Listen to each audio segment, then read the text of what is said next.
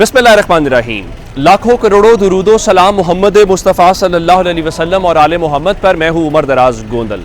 जो इस वक्त आज की सबसे बड़ी खबर है, जाहिर है कि आज मैंने आपको सुबह सवेरे बताया था कि आज सबसे पहले पहल की जज मोहम्मद बशीर साहब ने। जज मोहम्मद बशीर साहब ने मिनटों के अंदर जो है वो जनाब अली फैसला महफूज किया जो नवाज शरीफ से मुतल्लिक था, और फैसले को फिर सुना दिया गया। और फैसला महफूज करने के बाद उन्होंने भी नवाज शरीफ को 24 अक्टूबर तक गिरफ्तार न करने का हुक्म दिया है। लेकिन असल मामला आज कहाँ पे था? असल मामला आज इस्लामाबाद हाई कोर्ट के अंदर था, जहाँ पे कल हमने देखा जस्टिस आमिर फारूक साहब और जस्टिस मियां गुल हसन औरंगजेब जो है वो 2 रुकनी बेंच बैठा हुआ था। लेकिन आज नवाज शरीफ का नाम क्या आया? जस्टिस आमिर फारूक साहब जो चीफ जस्टिस में इस्लामाबाद हाई कोर्ट के, उनकी अदालत में सब कुछ तब्दील हो गया।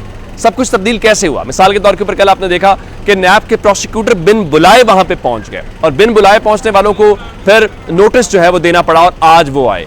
अच्छा, उसके बाद इमरान खान के केसेस लगे हुए थे, जिसमें इमरान खान की जमानत के केसेस भी थे, लेकिन इमरान खान की जमानत के केसेस मनसूख किए गए और कहा गया नहीं, अर्जेंट नोयत के जो केसेस हैं वो सुने जाएंगे। और अर्जेंट नोयत के केसेस कौन से हैं? ज़ाहिर है कि नवाज शरीफ के हैं। तो जनाब इस वक्त लुबे लुबाब ये है कि जज मोहम्मद बशीर साहब ने पहल की, फैसला महफूज करके उन्होंने क्या किया कि उन्होंने नवाज शरीफ को 24 तारीख तक जो है उनका इनको गिरफ्तार न किया जाए। नैब ने कहा मैं कोई एतराज़ नहीं है।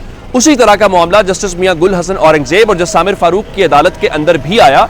वहां पे अदालत ने आज, मैं आपको पहले बताता हूं कि कितने मिनट, तकरीबन 6 मिनट की समाअत है, तकरीबन 6 या 7 मिनट, इससे ज्यादा का काम नहीं है। और इस दौरान नवाज शरीफ ने कहा था कि मुझे 24 तारीख तक गिरफ्तार न किया जाए, और उन्होंने जस्टिस आमिर फारूक साहब की अदालत ने नवाज शरीफ की उस दरखास्त को या उस इस्तदा को मंजूर कर लिया और हुक्म दिया कि नवाज शरीफ को 24 तारीख तक गिरफ्तार न किया जाए। अब आपने एक बात याद रखनी है कि पाकिस्तान की तारीख के अंदर यह वाहिद मामला है जहां पे नवाज शरीफ सजा याफ्ता है, मुल्जिम नहीं है, इल्जाम नहीं है, सजा याफ्ता है। जेल से निकाल के उनको बाहर भेजा गया। अब जब वो सजा याफ्ता है तो वो वापस पहुंच रहे। मैं आपके सामने और एक और खास बात जो थी, जस्टिस आमिर फारूक साहब की अदालत के अंदर आज एक बार फिर नैब ने वही मौक़िफ़ इख्तियार किया। उनका जी आप अगर वो करना चाहते हैं, नवाज शरीफ को रिलीफ देना चाहते हैं, हमें कोई एतराज़ नहीं है। लगता यह है नैब और पाकिस्तान की अदालतें जबरदस्ती नवाज शरीफ को रिलीफ देना चाहती हैं, जबरदस्ती इंसाफ उनको देना चाहती है, उनको बताना चाहती हैं कि हम आपको इंसाफ देना चाहते हैं। मिसाल के तौर के ऊपर मैं आपको एहतसाब अदालत का सुबह का बताता हूं।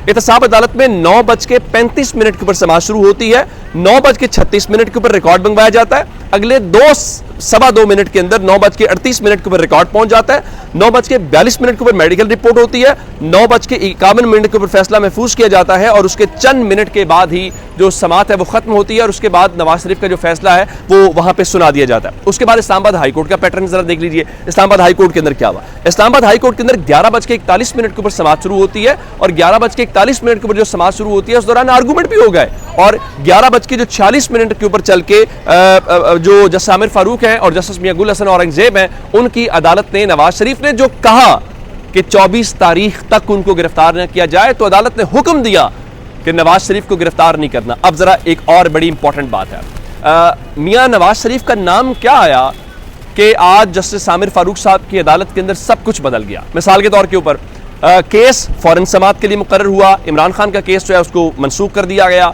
और आज किसी किस्म का कोई डिले नहीं हुआ। आपको याद होगा इमरान खान की तोशा खाना वाली जमानत के ऊपर कितने दिन आर्गूमेंट चलते रहे थे। आज मेरिट्स के ऊपर बात नहीं हुई, और उसके बाद असल मामला यह है जो 5 मिनट 11:41 पे शुरू हुई, 11:46 पे फैसला हो गया। असल मामला आज जस्टिस मियां गुल हसन औरंगजेब वाला था। आप जानते हैं कि कल जस्टिस गुल हसन औरंगजेब ने कहा था कि अगर आज आपको इतराज नहीं है, आप चेयरमैन नैब से पूछ लें और हम मरकजी अपीलों के ऊपर भी फैसला कर देते हैं। उनका अगर आपको इतराज नहीं है तो आप अपीलों की पैरवी क्यों कर रहे हैं? लेकिन आज असल काम जो किया वो जस्टिस गुल हसन औरंगजेब के एक जुमले ने इस पूरे खेल का, ये जो पूरे का पूरा इस वक्त हमें, मतलब कम से कम एक्टिंग के नंबर तो कटने चाहिए ना, एक्टिंग जो एक्स्ट्रा एक्टिंग है उसके नंबर कटने चाहिए। जस्टिस मियां गुल हसन औरंगजेब ने आज कहा कि हम नैब के कंसेंट की वजह से, यानी नैब की रजामंदी की वजह से ये ऑर्डर कर रहे हैं, और चूंकि नैब कह रहा है कि हमें इतराज नहीं है, आप उनको रिहा करना चाहते हैं, आप उनको जमानत देना चाहते हैं, तो हमें बिल्कुल भी इतराज नहीं है। यानी इसका मतलब ये है कि आइंदा कोई जुर्म सरजद हो, पुलिस हो या कोई भी इदारा हो, वो कहे जनाब जुर्म होता है, होता रहे, हमें कोई इतराज नहीं है, तो फिर पुलिस, नैब, FIA, फलां ये तमाम इदारे किस लिए हैं? क्या ये कौम के खजाने से सिर्फ टैक्स तनख्वाह लेने के लिए हैं जो आपके मेरे टैक्स से जाता है, या ये प्रोटोकॉल एंजॉय करने के लिए? ये वो बड़े इंपॉर्टेंट सवाल है जिन सवालों के जवाब मिलने चाहिए। अच्छा, अब जस्टिस मियां गुल हसन औरंगजेब ने क्या कहा? उन्होंने कहा कि अगर नैब इसकी मुखालफत करता तो फिर हम केस के मेरिट के ऊपर दलाइल सुनकर फैसला करते। अब नैब ने तो मुखालफत की नहीं ना, नैब तो हर अदालत में कह रहा है कि जनाब हमें कोई एतराज नहीं है। और नैब कैसे मुखालफत करे जहां पे लेफ्टिनेंट जनरल रिटायर्ड नज़ीर अहमद भट्ट साहब बैठे हूं, एक तो भट्ट भी हूं और बाकी भी हूं, तो जनाब ये कैसे हो सकता है कि नैब उनको रिलीफ फराहम ना करे। तो उन्होंने इस हवाले से ये कहा कि जो आपने रजामंदी जाहिर की है इसको तहरीरी तौर पर अदालत में जमा करवाएं।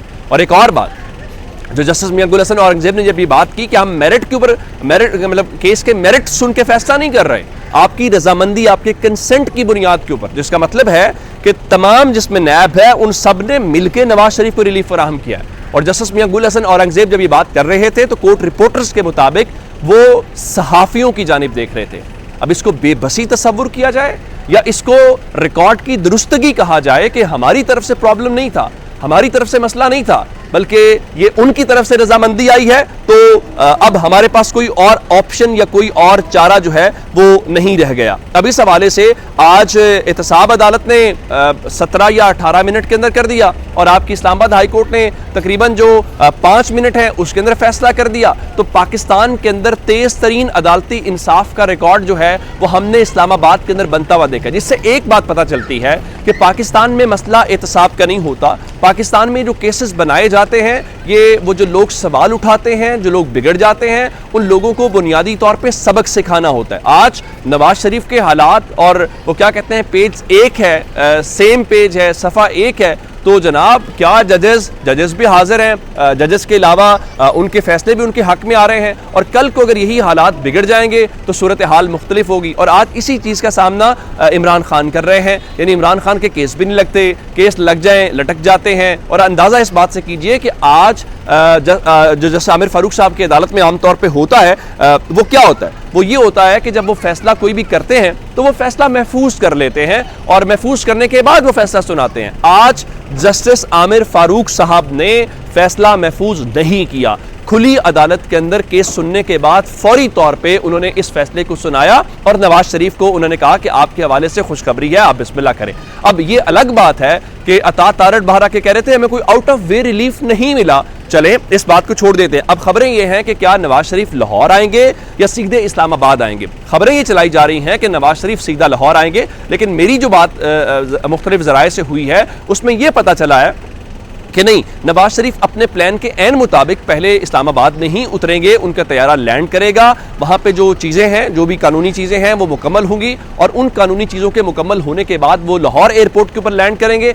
और लाहौर एयरपोर्ट के ऊपर वो हेलीकॉप्टर के जरिए जो है वो जलसा गाएंगे। हाँ, एक चीज़ ज़रूर हो सकती है कि नवाज शरीफ एयरपोर्ट से उतर के डायरेक्ट जो है जलसा गाते हैं या वो कुछ कब्रों के ऊपर भी हाजिरी देना चाहते हैं, तो ये उनका एक मामला होगा। लेकिन ये बात तयशुदा है कि उन्हें पहले इस्लामाबाद उतरना है, इस्लामाबाद के बाद उनका तैयारा लाहौर आएगा और लाहौर से वो जलसा आएगा। जिनका ख्याल है कि वो पहले डायरेक्ट लाहौर आएंगे, ऐसा नहीं। उसकी वजह यह है कि आपने अदालत के रूबरू जो डॉक्यूमेंट सबमिट किए हैं, जो सबमिशंस किए हैं, उसमें आपने ये बताया है कि हमारा प्लान इस तरह से है। तो आप उस प्लान से अगर आगे पीछे होंगे तो उसका मतलब होगा कि आपने कोर्ट के अंदर गलत बयानी की जो आपके गले पड़ सकता है। तो मेरे पास जो खबर है वो यही है कि ऐसा कुछ नहीं होगा और ये जो प्लान है उसके मुताबिक चला जाएगा। अच्छा, एक जानिब तो ये तेज तरीन इंसाफ है जो चंद मिनट्स के अंदर क्लीन चिट देता है। दूसरी तरफ इमरान खान ने कहा था कि भाई मैं वर्जिश करना चाहता हूँ, साइकिल दे दें। कल जज अबुल अस्नाद कह रहे थे जनाब कुछ पिटिशनर ने मांगा हो, मैंने ना दिया, तो उनकी बहन ने कहा था कि मेहरबानी करें इंसाफ दे दे तो हम आपका शुक्रिया अदा करेंगे।